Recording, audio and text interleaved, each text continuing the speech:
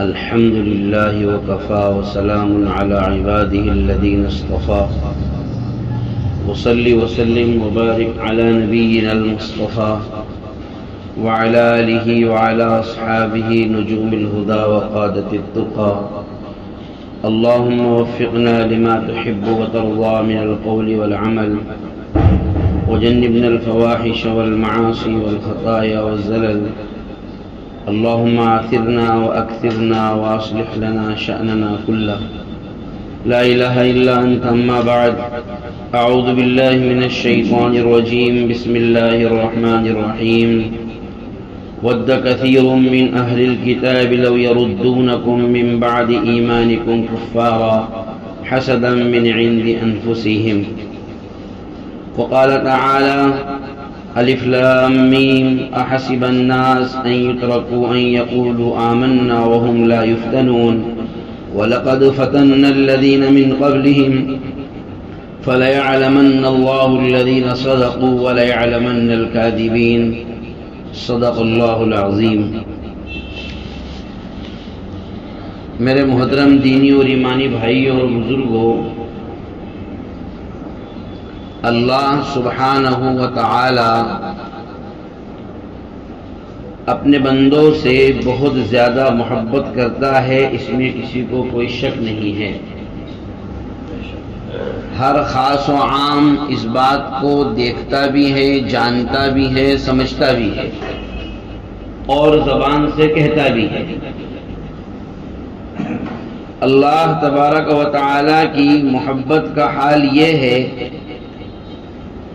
کہ قرآن کریم میں 86 مقامات، 86 جگہ ایسی ہے جہاں اللہ نے یا ایھا الذین آمنو کا خطاب فرمایا، اے ایمان والو۔ عبداللہ ابن مسعود رضی اللہ تعالی عنہ فرماتے ہیں کہ یا ایھا الذین آمنو کا خطاب سن کر کہ جب اللہ براہ راست ڈائریکٹلی کسی بندے سے یہ بات کر رہا ہے تو ایک تو طبیعت خوش ہو جاتی ہے، مچل جاتی ہے کہ اللہ نے ہم کو خطاب کیا، لیکن دوسری طرف ذمہ داری کا احساس بھی پیدا ہوتا ہے۔ اولاً تو کسی بڑے کا کسی چھوٹے کو ڈائریکٹلی ملنا یا ڈائریکٹلی اس سے بات کرنا، یہ چھوٹے کے لیے اعزاز کی بات ہوتی ہے۔ آپ دیکھیے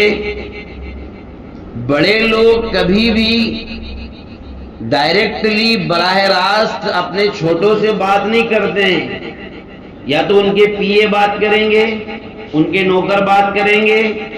یا پھر ان کے ملازمین بات کریں گے اور کہیں گے کہ ابھی صاحب آرام میں ہیں، صاحب نے فلاں آپ کے جواب میں یہ کہا ہے، وہ آپ سے نہیں مل سکتے ہیں، ابھی آپ چیمبر میں نہیں جا سکتے ہیں۔ لیکن جس سے ڈائریکٹلی ملا جاتا ہے، براہ راست ملاقات ہوتی ہے، تو چھوٹا آدمی ویسے ہی خوش ہو جاتا ہے، 10 لوگوں کے سامنے اس کو بیان کرتا ہے، میرے خود بات ہوئی ہے۔ کیا کہتا ہے؟ میں نے اپنے جو کانوں سے سنا ہے، ارے میں اور وہ ہم دونوں آمنے سامنے، یہ دیکھو سیلفی بتاتا ہے اس کو، یہ دیکھو فوٹو، میں نے سیلفی بھی لی ہے۔ کیوں؟ اس لیے کہ چھوٹا ہمیشہ بڑے سے قریب آنے کے لیے اعزاز کی بات سمجھتا ہے۔ یہیں آ کر اس روایت کا مطلب بھی ہمیں سمجھ میں آ جانا چاہیے جس میں رسول اللہ صلی اللہ علیہ وسلم نے ارشاد فرمایا، ثلاثۃ لا یکلمہم اللہ یوم القیامۃ ولا ينظر الیہم۔ قیامت کے دن کچھ لوگ ایسے ہوں گے جن سے اللہ تبارک و تعالی نہ بات کرے گا اور نہ اللہ ان کی طرف دیکھے گا۔ ان میں سے ایسا شخص جو بوڑھا ہو اور زنا کرے، ایسا شخص جو کسی پر احسان کرے اور احسان کو جتلائے کہ ہم نے تمہارے لیے یہ کیا وہ کیا، اور ایسا شخص جو اپنے پائجامے کو، اپنی لنگی کو، اپنی پینٹ کو ٹخنے سے نیچے لے کر کے چلے۔ المنفق، المنان، ایک تو احسان جتلانے والا، والمسبل ازارہ، اور پاجامے کو ٹخنے سے نیچے رکھنے والا۔ اب اس حدیث کا مطلب کیا ہے؟ اللہ نے فرمایا میں تو ان سے بات بھی نہیں کروں گا اور ان کی طرف دیکھوں گا بھی نہیں، تو کیا مطلب ہوا؟ اب تو اپن آزاد ہو گئے، اپنے کو کون پوچھ رہا ہے؟ یہ مطلب ہے؟ ارے اب تو کوئی اللہ تعالیٰ جب بات نہیں کر رہا ہے، جب اللہ ان سے دیکھ ہی نہیں رہا ہے، تو پھر ان کو تو کوئی کچھ بولنے والا نہیں، یہ مطلب تو نہیں ہوا نا، بلکہ اللہ ان سے ناراض ہے۔ جیسے جب ہم کسی سے ناراض ہوتے ہیں تو کیا کہتے ہیں؟ ارے میں تو نہیں بات کروں یار اس سے، تو کر لے، تیرے حساب سے کہیں ہوتا ہو تو باہر کے باہر نپٹا دے، میں تو اس کے سامنے نہیں جاؤں۔ بولتے ہیں کہ نہیں بولتے ہیں؟ میں تو اس سے بات کرنے کے لیے تیار نہیں ہوں۔ اگر تم سنو تو میں نے کہہ دیا میں نہیں کروں گا، بہت دل دکھایا ہے اس نے میرا، بہت چوٹیں لگائی ہیں اور بہت دل پھاڑ دیا ہے، اس لیے میں تو اس سے بات کرنے کے لیے تیار نہیں ہوں۔ تیرے سے اگر کچھ کام بنتا ہو تو بالے بالے باہر کے باہر کر لے۔ یہ ایک طریقہ ہوتا ہے ناراضگی کے اظہار کرنے کا، لیکن جب براہ راست کسی سے بات کی جاتی ہے، عبداللہ ابن مسعود رضی اللہ تعالیٰ عنہ فرماتے ہیں ایک طرف تو طبیعت خوش بھی ہو جاتی ہے، لیکن دوسری طرف ذمہ داری کا احساس بھی پیدا ہوتا ہے کہ یار بڑے کا جب بات کرنے کا ارادہ ہوا ہے، بڑے کا فون آیا ہے، مین آفس سے فون آیا ہے، تو ضرور کوئی نہ کوئی اہم کام ہوگا، جبھی تو مجھے بلایا گیا ہے، تو ضرور کوئی نہ کوئی بڑا کام ہوگا، جبھی تو مجھے یاد کیا گیا ہے، میرا نام لے کر کے جبھی تو کہا گیا ہے۔ اس لیے حضرت عبداللہ ابن مسعود رضی اللہ تعالیٰ عنہ فرماتے ہیں ایک طرف تو خوشی بھی ہوتی ہے تو دوسری طرف ذمہ داری کا احساس بھی ہوتا ہے، کیونکہ جہاں کہیں بھی اللہ تعالیٰ نے قرآن کریم میں 86 مقامات پر یا ایھا الذین آمنو کہا تو وہاں کوئی نہ کوئی حکم دیا، یا ایھا الذین آمنو اتقوا اللہ، اے ایمان والو گناہوں سے بچو، اپنے آپ کو اللہ تبارک و تعالیٰ سے اپنے آپ کو ڈراؤ، اپنے آپ کو برائیوں سے دور رکھو۔ یا ایھا الذین آمنو اذکروا اللہ ذکرا کثیرا، اے ایمان والو دیکھو راستے سے بھٹک رہے ہو، اللہ کو یاد کرو اور خوب یاد کرو۔ یا ایھا الذین آمنو اصبروا وصابروا ورابطوا، اے ایمان والو مصیبتوں اور پریشانیاں آ جائے تو صبر و ضبط سے کام لو۔ تو 86 جگہوں پر اللہ سبحانہ و تعالیٰ نے بندوں کو براہ راست خطاب فرمایا، یہ اللہ کی اپنے بندوں سے محبت کی علامت ہے۔ اس کا مطلب تو یہ ہوا کہ جب اللہ ہم سے اتنی محبت کرتا ہے تو دنیا میں تو ہمیں کوئی تکلیف ہونا ہی نہیں چاہیے۔ جب اللہ ہی اپنا ہے، اور اپنا کوئی آدمی اگر گورنمنٹ میں بیٹھ جاتا ہے، اپنا کوئی آدمی اگر سیٹ لے آتا ہے تو آدمی کیا کہتا ہے؟ اب تو ٹینشن ہی نہیں، اپنا آدمی بیٹھا ہوا ہے۔ بتائیے کرتے ہیں کہ نہیں کرتے ہیں؟ اب تو سب سنبھال لیں گے۔ تو پھر تو جب اللہ ہی اپنا ہے اور جب ہم اللہ کے ہیں اور اللہ ہم سے اتنی محبت کرتا ہے تو پھر مصیبتیں، پریشانیاں، تکلیفیں، غریبی، بیماری، دکھ، تکلیف، اس نام کی تو کوئی چیز ہمارے پاس آنا ہی نہیں چاہیے، کیونکہ اللہ تو اپنا ہے اور اپن اللہ کے ہیں۔ چنانچہ قرآن کریم میں اللہ تبارک و تعالی نے اس کا جواب ارشاد فرمایا، الف لام میم احسب الناس ان یترکوا ان یقولوا آمنا وهم لا یفتنون۔ آپ کیا سمجھتے ہو کہ دنیا میں پیدا کر دیے گئے اور تمہارے اوپر حالات نہیں آئیں گے، دنیا کے اتار چڑھاؤ کو تم نہیں دیکھو گے اور تمہیں آزمائشوں میں مبتلا نہیں کیا جائے گا؟ نہیں نہیں نہیں، تم سے پہلے لوگوں کے ساتھ بھی ایسا کیا گیا ہے اور تمہارے ساتھ بھی ایسا کیا جائے گا۔ کیوں؟ اس لیے کہ اپنا کہنے والے تو بہت ہوں گے، زبان سے دعویٰ کرنے والے تو بہت ہوں گے، اپنا فلاں سے ایسا ہے، اپنی تو فلاں سے اتنی بنتی ہے، اپنا تو فلاں سے اتنا قریبی تعلقات ہے، تو اللہ کو اپنا کہنے والے تو دنیا میں بہت ملیں گے، یہ کہنے والے تو دنیا میں بہت پائے جائیں گے کہ ہم اللہ کے ہیں اور اللہ ہمارا ہے، لیکن اللہ نے فرمایا کہ چاول دبا کر بھی تو دیکھا جائے گا دم کتنا ہے، اس لیے فرمایا فَلَيَعْلَمَنَّ اللَّهُ الَّذِينَ صَدَقُوا وَلَيَعْلَمَنَّ الْكَاذِبِينَ۔ اللہ تبارک و تعالیٰ دودھ کا دودھ اور پانی کا پانی بھی کرنے والا ہے، پھیٹ کی مشین میں پھیٹ کر کے اور آلے کے ذریعے سے جانچ کر کے دیکھے گا کہ جو ریٹ اور بھاؤ تم دودھ کا 65 روپے اور 70 روپے بتا رہے ہو، آیا اس کا ماوا 100 گرام نکل رہا ہے، 200 گرام نکل رہا ہے یا 250 گرام نکل رہا ہے؟ مشین کے اندر جانچا جائے گا، لیبورٹری کے اندر چیک کیا جائے گا، اس کے بعد آپ کا بل پاس کیا جائے گا۔ مجھے بتائیے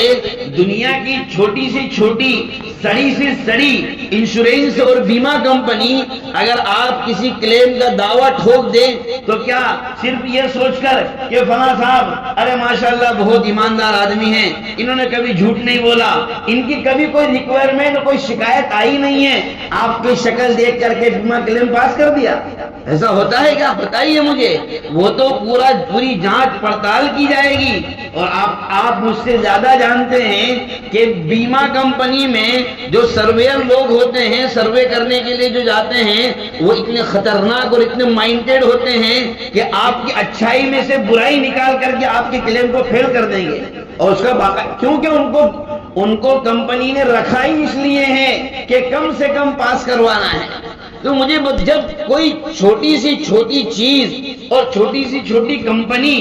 اپنا تھوڑا سا سرمایہ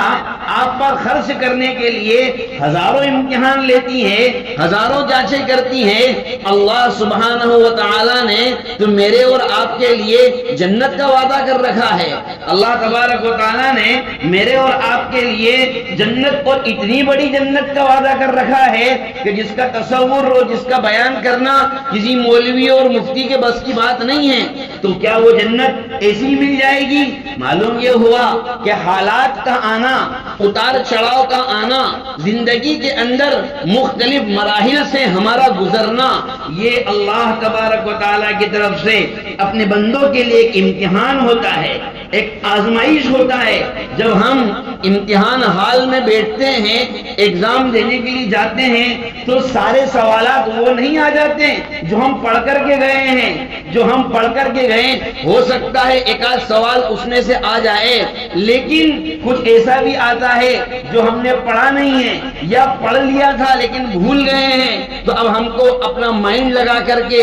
بہت سوچ سمجھ کر کے، اور بہت زیادہ دماغ کے اندر اور ہمارے دماغ میں جو وہ میموری کارڈ اللہ کی طرف سے قوت حافظہ کی شکل میں فٹ ہے، اس کے ساری فائلوں کو کھنگال کر کے اور اندر جا کر کے بہت سوچ سمجھنے کے بعد پھر تھوڑا بہت مٹیریل باہر آتا ہے۔ تو اللہ تبارک و تعالیٰ نے، اللہ ہمارا ہے، اس سے کوئی انکار نہیں ہے، اللہ ہم سے محبت کرتا ہے اور ہم اللہ سے محبت کرتے ہیں، لیکن اللہ سے محبت کی اصلی پہچان جبھی ہوتی ہے جب وہ ہم کو کسی حالات میں ڈال دے اور پھر ہم اس سے اور زیادہ اپنی محبت کا اظہار کرنے لگے۔ مجھے بتاؤ، جب ہم اپنے کسی قریبی دوست، جو دو دوست جب آپس میں ملتے ہیں، اور جس کو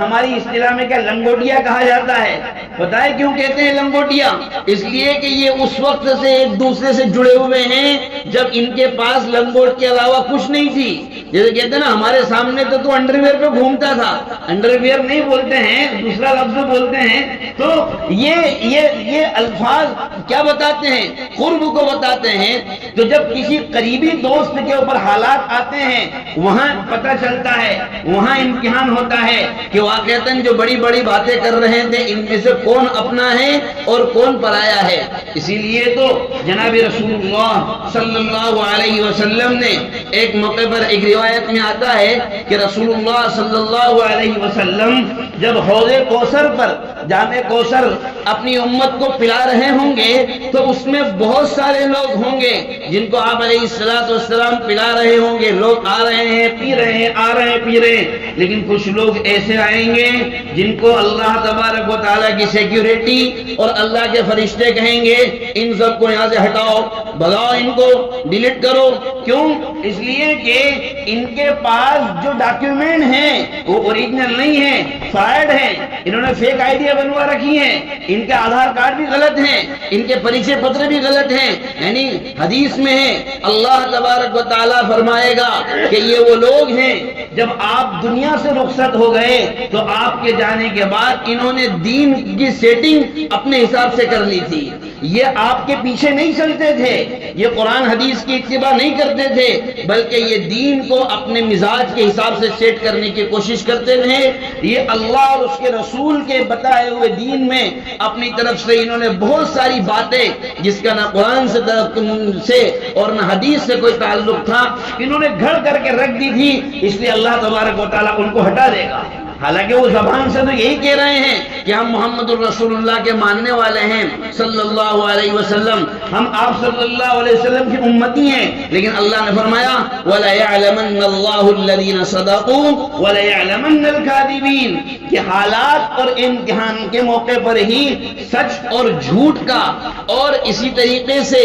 مخلص اور منافق کا، پکے کا اور کچے کا، سچے اور جھوٹے کا، حالات کے موقع پر ہی اللہ تبارک و تعالیٰ چاول دبا کر کے دیکھتا ہے کہ کون جمع ہوا ہے اور کون راہ راست سے ہٹنے والا ہے۔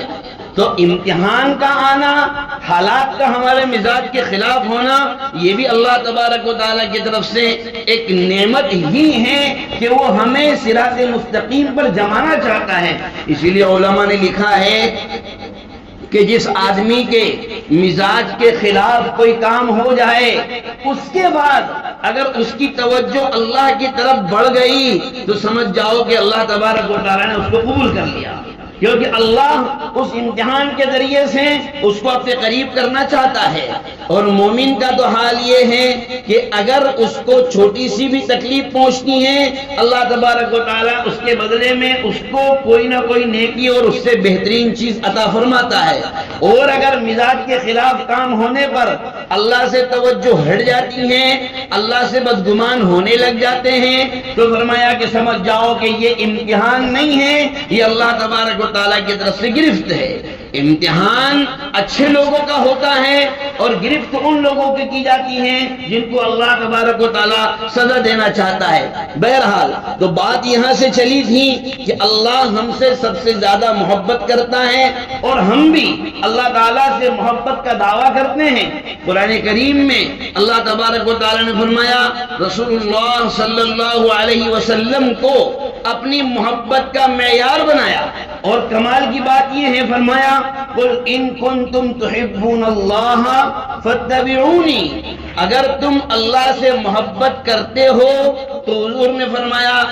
اللہ نے کہا کہ ان سے کہو فَاتَّبِعُونِي، چپ چاپ میرے پیچھے پیچھے چل پڑو، جیسا میں کہہ رہا ہوں ویسا تم کرو۔ اور اس کی گارنٹی اور اس کی ضمانت اللہ تبارک و تعالیٰ نے قرآن میں لی، فرمایا ما آتاکم الرسول فخذوہ وما نہاکم عنہ فانتہوا، یہ پیغمبر ہیں، جو دے رہے ہیں چپ چاپ لے لو، اور جس کا منع کر دیا وہ فائل کھولنے کی ضرورت نہیں ہے، اس لیے کہ یہ امت کے لیے، ساری کائنات کے لیے رحمت للعالمین بنا کر کے بھیجے گئے ہیں۔ نبی علیہ السلام اگر رحمت للعالمین نہ ہوتے، صرف رحمت للمسلمین والمؤمنین نہیں ہے، آپ صلی اللہ علیہ وسلم صرف ایمان والوں کے لیے رحمت نہیں ہے بلکہ پوری کائنات کے لیے۔ آپ اس سے اندازہ لگائیں، نبی صلی اللہ علیہ وسلم سے پہلے جتنی بھی امتیں ہوئی ہیں اور ان امتوں نے انبیاء علیہ السلام کی تکذیب کی اور انبیاء علیہ السلام کو جھٹلایا، اللہ تبارک و تعالیٰ نے ان کو نبی کے سامنے ہی عذاب میں مبتلا کر دیا۔ نبی علیہ السلام اگر رحمت للعالمین نہ ہوتے تو یہود کا ابھی تک کب سے خاتمہ ہو چکا ہوتا، اللہ عذاب کو مسلط کر چکا ہوتا۔ حالانکہ یہود نے اپنے انبیاء کو بھی بہت ستایا اور اس زمانے میں ان پر عذاب بھی مسلط کیے گئے، کونوا قردۃ خاسئین، دھتکارے ہوئے بندر بنا دیے گئے، خنزیر کی شکل میں ان کو بنا دیا گیا۔ اللہ تبارک و تعالیٰ نے پھر اس عذاب کو ہٹایا. انبیاء علیہ السلام کو ستانے کی وجہ سے حضرت جناب رسول اللہ صلی اللہ علیہ وسلم نے اللہ تبارک و تعالیٰ سے دعا فرمائی کہ لا تہلکنا بغتتاً ولا تعذبنا فجاءتاً. اے اللہ میری امت میں جتنے بھی افراد ہیں ہم سب کو یعنی میری امت کو یک بارگی اور اچانک کسی عذاب کے ذریعے سے اس کو ہلاک مت فرما. اللہ تبارک و تعالیٰ نے اس دعا کو قبول فرمایا. تو اگر دنیا میں جتنی بھی قومیں ہیں یہ حقیقت میں صدقہ اور طفیل ہے محمد رسول اللہ صلی اللہ علیہ وسلم کی رحمت کا، یہ صدقہ اور طفیل ہے. یہ مطلب نہیں ہے کہ یہود اس وقت جو دنیا میں غالب ہیں اور دنیا میں اس وقت ان کی حکومتیں چل رہی ہیں اور مسلمانوں پر ظلم و زیادتیاں وہ کر رہے ہیں، اس کے باوجود بھی اللہ تعالیٰ کا ان پر عذاب مسلط نہیں ہو رہا ہے. نہیں، اللہ تبارک و تعالیٰ کی کچھ تدبیریں ہوا کرتی ہیں، وہی بہتر جانتا ہے. کیونکہ قرآن کریم میں ایک جگہ تو اتنی زبردست آیت قرآن نے نازل فرمائی حتی اذا استیأس الرسل وظنوا انہم قد کذبوا. ایک موقع ایسا بھی آیا انبیاء علیہ السلام نبی علیہ السلام سے پہلے امتوں کا تذکرہ فرماتے ہوئے اللہ نے فرمایا کہ یہاں تک کہ پیغمبر خود نبی خود یہ بات سوچنے لگے. اور قرآن نے جو لفظ استعمال فرمایا ہے اگر اس کا میں لفظی ترجمہ کروں تو لوگ مجھے یہ کہنے لگیں گے کہ نہیں جھوٹ بول رہے ہیں. اس کا لفظ یہاں تک کہ جب پیغمبر نا امید ہو گئے اور پیغمبروں نے یہ سوچ لیا کہ ہم جھٹلا دیے گئے ہیں، یعنی اب اللہ تبارک و تعالیٰ کیسے مدد نازل کرے گا، یہ اللہ نے فرمایا قد کذبوا، نبیوں نے یہ سوچ لیا کیونکہ حالات ایک دم سے الٹے ہوتے ہوئے نظر آ رہے تھے. پھر اللہ نے فوراً فرمایا جاءہم نصرنا، فوراً ہماری مدد آ پہنچی. یہ مجھے اصل بتلانا یہ مقصود ہے کہ اس وقت دنیا میں جو حالات چل رہے ہیں مسلمانوں کو، سارے ایمان والوں کو ایسا لگ رہا ہے کہ کوئی بھی چیز ہمارے مطابق نہیں ہے، ہر چیز ہمارے اگینسٹ جا رہی ہے، ہر چیز ہمارے خلاف جا رہی ہے. لیکن ہمارا اعتماد اور ہمارا یقین اللہ تبارک و تعالیٰ کی ذات پر ہر حال میں ہونا چاہیے. اللہ تبارک و تعالیٰ ہر حال میں اپنی مدد کو نازل فرمانے والا ہے، ہر حال میں اللہ تبارک و تعالیٰ حق کا بول بالا کرنے والا ہے. اسلام کی حقانیت اور قرآن کریم نے جو بات ارشاد فرمائی کہ هو الذی ارسل رسولہ بالہدی ودین الحق لیظہرہ علی الدین کلہ، اللہ سبحانہ و تعالی دین اسلام کو غالب کر کے رہے گا چاہے سارے کے سارے لوگ اس کے خلاف ہو جائے. اور ایسا نہیں ہے کہ یہ طاقتیں آج ہمارے خلاف ہوئی، نبی علیہ السلام کے زمانے میں بھی ایسا ہو چکا ہے. خود قرآن کریم نے اس کی منظر کشی کی یا ایھا الذین آمنوا اذکروا نعمت اللہ علیکم اذ جاءتکم جنود فارسلنا علیہم ریحا وجنودا لم تروها، کہ یاد کرو جب مکہ اور مدینہ کے یہودی، مکہ کے مشرکین اور مکہ کے آس پاس کے سارے قبیلے ایک جٹ ہو کر کے سب نے یہ پلان کیا کہ ایک بار میں ہی محمد صلی اللہ علیہ وسلم اور اس کے ساتھیوں پر حملہ کر دیں گے اور ان کا قصہ ختم کر دیں گے. یہ پلان کیا. اللہ سبحانہ و تعالی نے اس موقع پر بھی مدد فرمائی اور اللہ تبارک و تعالیٰ نے اہل ایمان کی اس وقت بھی خندق کے ذریعے سے حفاظت فرمائی اور قرآن نے اس کو نعمت سے تعبیر فرمایا. یاد کرو اس نعمت کو جب اللہ نے ایسے حالات میں تمہارے اوپر نازل فرمائی. تو یہ مطلب نہیں ہے کہ آج کے جو بادل ہیں اور جو آج کے حالات ہیں وہ چھٹیں گے نہیں، انہوں نے چھٹنا ہے. اور قرآن کریم کا یہ بھی وعدہ ہے یہود کے متعلق وَإِنْ عُدْتُمْ عُدْنَا، جب تم ظلم و زیادتی کرو گے ہم بھی تمہارے اوپر پکڑ کا اضافہ کریں گے. اور اس کی تفسیر میں حضرات مفسرین کرام نے لکھا ہے یہود کی تاریخ رہی ہے، انہوں نے ہمیشہ اپنا پروگریس جو کیا ہے وہ بھیک مانگ کر کے کیا ہے. لوگوں سے لے لے کر کے کیا ہے، لیکن جب انہیں اقتدار حاصل ہوا اور جب یہ حکومت میں بیٹھے تو انہوں نے ظلم کے ایسے ایسے پہاڑ توڑے ہیں، یہ شروع سے یہ کام کرتے چلے آ رہے ہیں، ظلم اور ستم کے ایسے ایسے پہاڑ انہوں نے لوگوں پر برسائے ہیں کہ ماضی کی داستانیں اس سے بھری پڑی ہے۔ لیکن اللہ نے بھی ایک چیلنج دیا ہوا ہے، جب جب تم اس کنڈیشن میں آؤ گے ہم بھی پھر اپنا وعدہ جو اللہ نے وعدہ کیا ہوا ہے ذلت اور رسوائی کا، ان کو ذلیل اور رسوا کرنے کا، وہ وعدہ ہر حال میں پورا ہونا ہے۔ یہ ہو سکتا ہے کہ میری اور آپ کی اللہ کی طرف توجہ کم ہونے کی وجہ سے، میری اور آپ کی اللہ سے زیادہ بات چیت نہ ہونے کی وجہ سے، میرے اور آپ کے اللہ کے گھر میں زیادہ حاضر نہ ہونے کی وجہ سے، اللہ تبارک و تعالی کے ذات کے اوپر جو یقین کا جو معیار ہونا چاہیے، یہ ہو سکتا ہے کہ ہماری عبادت میں کمی آنے کی وجہ سے ہم وہاں تک نہیں پہنچ پا رہے ہیں۔ کنیکشن کا جو پاور ملنا چاہیے اور جو پریشر ملنا چاہیے سپلائی ہونے کا، ہو سکتا ہے میری اور آپ کی کمی کوتاہی اور ہماری اور آپ کی غفلت اور سستی کی وجہ سے ہم یقین کے اس معیار تک نہیں پہنچ پا رہے ہیں، لیکن یہ بات سچی ہے، اللہ نے جو وعدہ کیا ہے وہ ہر حال میں ہو کر کے رہے گا۔ بس فرق اتنا ہے کہ ہم جب غفلت میں اضافہ کرتے ہیں، کیا یہ غفلت نہیں ہے کہ ہم ہفتے میں صرف ایک نماز پڑھتے ہیں، سوائے ان لوگوں کے جو 5 وقتہ نمازی ہیں ان کو چھوڑ دیں، لیکن اس کے علاوہ، اور میں تو ایک بات ہمیشہ کہتا ہوں، ہماری قوم کو پتہ نہیں کیا ہو گیا، ایک دوسرے کے اوپر کیچڑ اچھا لیں گے۔ دیوبندی کہتے ہیں بریلوی کے پیچھے ہماری نماز نہیں ہوتی، بریلوی کہتے ہیں دیوبندیوں کے پیچھے ہماری نماز نہیں ہوتی۔ میں تو کہتا ہوں بھائی مت پڑھو، بریلوی لوگ تم مت پڑھو، دیوبندی لوگ تم بھی مت پڑھو، لیکن سوال یہ ہے کہ مسجد تو تمہاری دونوں کے خالی ہے، تو تم جا کہاں رہے ہو؟ یہ سوال بریلویوں سے کیا جائے کہ مسجد تمہاری خالی ہے، یہ سوال دیوبندیوں سے کیا جائے مسجد تمہاری بھی خالی ہے۔ جماعت والوں کی نماز وہاں نہیں ہوتی اور سنیوں کی جو اپنے آپ کو سنی کہتے ہیں ان کی یہاں نہیں ہوتی، تو تم دونوں مسجد میں نہیں ہو تو ہو کہاں بھائی؟ یہ عجیب بات ہے،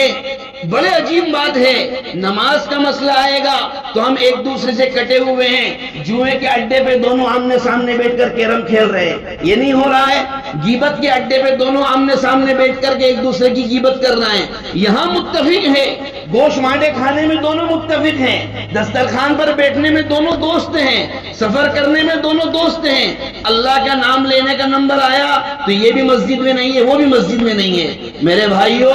مدد ایسی نہیں اترا کرتی ہے، اس کے لیے قلب کو اللہ سبحانہ و تعالی کے انڈر میں اور اس کے قبضے میں اپنے آپ کو سپرد کر دینے کو۔ ایمان جو ہے جاننے کا نام نہیں ہے، ایمان صرف جاننے کا نام نہیں ہے، پڑھ لینے کا نام نہیں ہے، سمجھ لینے کا نام نہیں ہے۔ کیا ہسٹری معلوم ہے مجھے اور آپ کو سیرت نبی کے بارے میں؟ چلے بتائیے، میں اور آپ کیا جانتے ہیں سیرت طیبہ کے بارے میں؟ قرآن کریم نے یہودیوں کے متعلق فرمایا،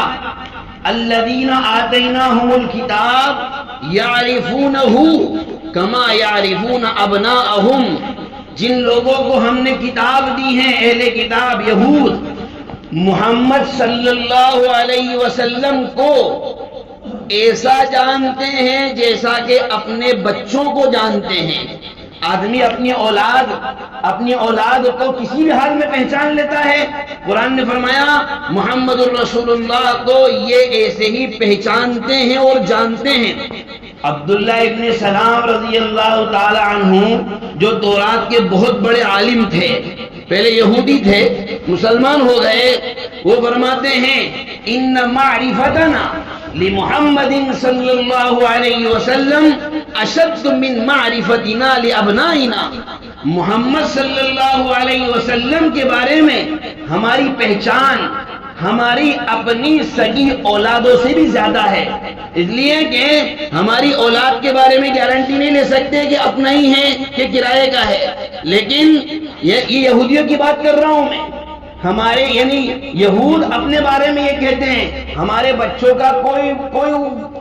طے نہیں ہے کہ یہ میرا ہی ہے یا کہیں اور کا ہے، لیکن محمد صلی اللہ علیہ وسلم کو ہم جانتے ہیں کہ یہ وہی نبی برحق ہیں جس کا اللہ تبارک و تعالیٰ نے تورات اور انجیل میں تذکرہ فرمایا اور تورات اور انجیل میں جس کا نام لیا، لیکن مانتے نہیں ہیں۔ تو جاننا اور سمجھنا یہ کوئی ویلیو نہیں رکھتا ہے۔ بعض مرتبہ ہم متاثر ہو جاتے ہیں، کسی غیر مسلم نے نبی صلی اللہ علیہ وسلم کے بارے میں کوئی اچھا اسٹیٹمنٹ دے دیا، کوئی اچھا بھاشن دے دیا، ہم بڑے مطمئن ہو فلاں غیر مسلم دیکھو کتنا انصاف پسند ہے۔ سوال یہ ہے جب تو اتنا انصاف پسند ہے، ہمارے نبی کے بارے میں جب تو اتنا جانتا ہے تو مانتا کیوں نہیں ہے؟ اپنے لوگوں کے بیچ میں تم یہ کیوں کہتے ہو کہ میں نے محمد صلی اللہ علیہ وسلم کی ہسٹری پڑھی ہے اور وہ نبی برحق ہے اور میں ان کو مانتا ہوں؟ یہ تو مجھے اور آپ کو لبھانے کے لیے، میری اور آپ کی زبان سے اپنی تعریف نکلوانے کے لیے یہ کر دیتے ہیں۔ ہمیں اپنے نبی کی تعریف کے لیے، اپنے نبی کی عظمت کو بیان کرنے کے لیے کسی کی ضرورت نہیں ہے۔ اللہ نے تو یہ فرمایا کہ میں اکیلا ہی کافی ہوں۔ اسی لیے آخری بات، جہاں قرآن کریم میں یہ بات ارشاد فرمائی کہ منافقین آپ کے پاس آئیں گے اور آ کر کے اپنا عذر پیش کریں گے، غزوہ تبوک کے موقع پر کہ آئیں گے اور آ کر کے فلمیں گھڑ گھڑ کر کے تمہیں سنائیں گے کہ میں تو بس نکلنے والا تھا، ہماری اصطلاح میں سمجھے، اور بس میں نے تو پیٹرول ڈلوا کے، گاڑی سروس کروا کے، واشنگ کروا کے، آئل چیک کروا کے سب پورا ریڈی تھا، کمپلیٹ تھا، اور صبح میں میرے یہاں فلاں ہو گیا، میری وہاں سے خالہ آ گئی، اس وجہ سے میں نہیں جا پایا، ایسا عذر کرتے ہیں نا۔ قرآن نے فرمایا کہ آئیں گے تمہارے پاس، اور اس لیے آئیں گے کہ یہ تم کو خوش کر دے، اور محمد تم ان سے کہہ دو کہ کوئی بات نہیں، چلو ٹھیک ہے ہو گیا، لیکن واللہ ورسولہ احق ان یرضوہ، اللہ اور اس کا رسول یہ زیادہ حقدار ہے اس بات کا کہ وہ اس کو راضی کرے۔ یہاں ایک عربی کا نکتہ شاید آپ لوگ نہ سمجھ پاؤ، لیکن یہ علماء کرام بیٹھے یہ سمجھ جائیں گے۔ اللہ اور اس کے رسول دونوں کو راضی کرنے کے لیے وہاں پر تسمیہ کا لفظ آنا چاہیے، لیکن فرمایا اللہ اور اس کا رسول دونوں اس کو اللہ اس کا رسول اگر راضی ہو گیا۔ محدثین نے یہاں، مفسرین نے یہاں آ کر لکھا ہے کہ اللہ نے واحد کا صیغہ اس لیے استعمال فرمایا کہ محمد الرسول اللہ اس وقت تک خوش نہیں ہو سکتے جب تک کہ اللہ تبارک و تعالی راضی نہ ہو، اور اللہ اس وقت تک راضی نہیں ہو سکتا جب تک کہ تم محمد الرسول اللہ صلی اللہ علیہ وسلم کو خوش نہ کر دو، ان کو راضی نہ کر دو، اس لیے ایک ہی صیغہ استعمال فرمایا۔ بہرحال تو جب تک کہ ہمارے پاس اللہ کی ذات پر اعتماد اور یقین کا وہ معیار نہیں ہوگا، اس کے وعدوں پر یقین بھی ہمیں جلدی سے نہیں آئے گا۔ اللہ تبارک و تعالی ہم سب کو صحیح عمل کی توفیق عطا فرمائے، اللہ ہماری اصلاح فرمائے، اللہ اپنے سے سچی پکی محبت نصیب فرمائے، اللہ تبارک و تعالی عبادات کا اہتمام کرنے کی توفیق نصیب فرمائے، نمازوں کا اہتمام کرنے کی توفیق نصیب فرمائے، اور حضرت جناب رسول اللہ صلی اللہ علیہ وسلم کی پکی سچی اور کامل اتباع ہم سب کو نصیب فرمائے۔ وما توفیق الا باللہ۔